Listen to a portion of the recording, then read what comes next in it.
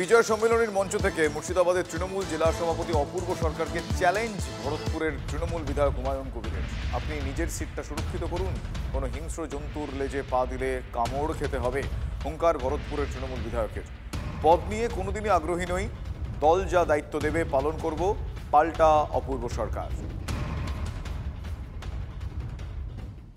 কোনো জন্তুর আমি নাম করছি না, কোনো জন্তুর হিংস্র জন্তুর লেজে পা দিতে যেও না বন্ধু।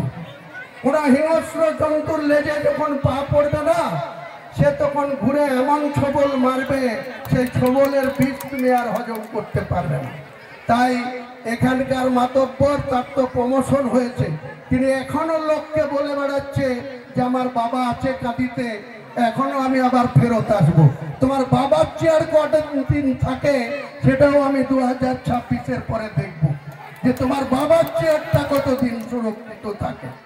আমি হুমায়ুন কবির চ্যালেঞ্জ, এর আগে আবু তাহের খানকে এই পদ থেকে সরিয়েছি, চ্যালেঞ্জ করে সরিয়েছি। এরপরে শাওনি সিংহ রায়কে এই পদ থেকে চ্যালেঞ্জ করে সরিয়েছি। আজকে আবার প্রতিজ্ঞা করলাম 2026-এর ইলেকশনের পরে তোমার এবং তোমার বাবার পদ্মা পার করে দেবো তোমাকে।